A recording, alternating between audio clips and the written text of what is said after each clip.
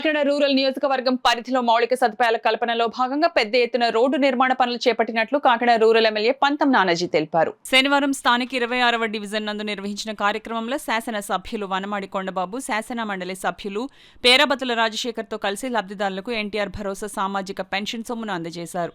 ఈ సందర్భంగా కొండబాబు మాట్లాడుతూ కూటమి ప్రభుత్వం ఎన్నికల్లో ఇచ్చిన హామీ మేరకు సూపర్ 6 హామీలను అమలు చేస్తూ రాష్ట్ర అభివృద్ధికి తోడ్పడుతూ కూటమి ప్రభుత్వం పాలన కొనసాగిస్తుందని, కూటమి ప్రభుత్వం అమలు చేస్తున్న సంక్షేమ కార్యక్రమాలతో ప్రతి వర్గాల ప్రజలు ఆనందంగా జీవిస్తున్నారని, గడిచిన 18 నెలల్లో ఒక్కరోజు కూడా ఆలస్యం కాకుండా పింఛన్ల పంపిణీ చేయడం జరుగుతుందని, 1వ తేదీ ఆదివారం గానీ పండుగ దినాలు అయితే ఒకరోజు ముందుగానే లబ్ధిదారులకు పెన్షన్ ఇచ్చిన ఘనత కూటమి ప్రభుత్వానికే దక్కుతుందని, మహిళలకు ఉచిత బస్సు, విద్యార్థులకు తల్లికి వందనం ద్వారా నిధులు, మహిళలకు దీపం 2.0 ద్వారా ఉచిత గ్యాస్ సిలిండర్లు, మెగా డిఎస్సి ద్వారా ఉద్యోగ నియామకాలు, ఇంకా అనేక సంక్షేమ అభివృద్ధి పనులను ఏడాదిన్నర కాలంలోనే పూర్తి చేసి కూటమి ప్రభుత్వం సుపరిపాలన అందించడం జరుగుతుందని పేర్కొన్నారు.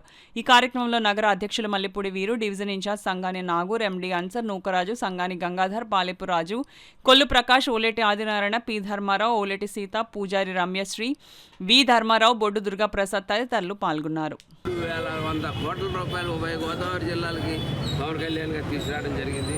అందులో 1650 కోట్లు ఫస్ట్ ఇదిలో ఇవ్వడం జరిగింది ఫేజ్లో.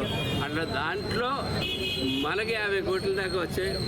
మంచినీరు అన్నది మార్చి ఏప్రిల్ నాటికి మంచినీరు అన్నది మనకు ఎటువంటి ప్రాబ్లం లేదు. క్వాలిటీ ఆఫ్ వాటర్ ఇవ్వడానికి సిద్ధంగా ఉన్నామని చెప్పి సగర్వంగా ఈ ప్రభుత్వంలో ఎమ్మెల్యేగా పనిచేస్తున్నందుకు సగర్వంగా, నాయకులుగా ఉన్న వాళ్ళందరూ కూడా సగర్వంగా తలెత్తిన విధంగా చంద్రబాబు నాయుడు గారు, పవన్ కళ్యాణ్ గారు, నిన్న నారా లోకేష్ గారు వచ్చారు.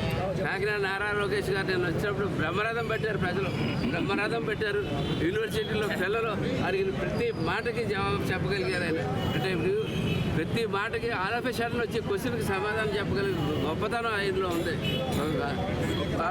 ఫార్మల్ ఫెర్టిలైజర్కి వచ్చాడు ఆయన. వచ్చిన తర్వాత ప్రతి అంశాన్ని దాంట్లో ఏమేమి కలుపుతారు, ఎలా కలుపుతారు, ఏం జరుగుతుంది, అలాగే పబ్లిక్ పొల్యూషన్లోకి ఏం వెళ్తుంది, కనీసం మొహమాట పడలేదు ఆయన. దీనికి ఓపెనింగ్కి వచ్చామే. అలాగే 60 బెడ్ హాస్పిటల్ కట్టారు. 60 బెడ్ హాస్పిటల్ ఆయన ఓపెన్ చేయడం జరిగింది. అలాగే చెప్పారు ఆయన.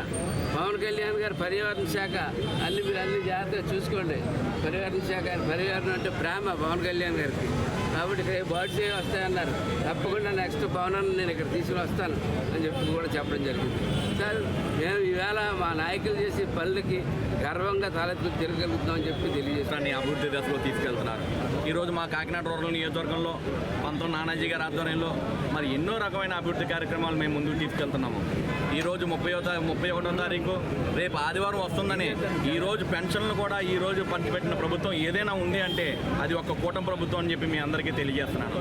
అదే రకంగా నానాజీ గారి ఆధ్వర్యంలో మరి వాటర్ గ్రిడ్లు అయితే కానీ, మరి మరమ్మతులకి రోడ్లు అయితే కానీ వేగవంతంగా మరి పవన్ కళ్యాణ్ గారి దగ్గరికి వెళ్ళి ఇక్కడ కాకినాడ రూరల్లో కావాల్సిన మౌలిక సదుపాయాలన్నిటికీ కూడా ఆయన గ్రాంట్లు తీసుకొచ్చి కూటమి సభ్యులతో కలిపి చేస్తున్నందుకు ప్రత్యేక ధన్యవాదాలు నానాజీ గారికి తెలియజేస్తున్నాను.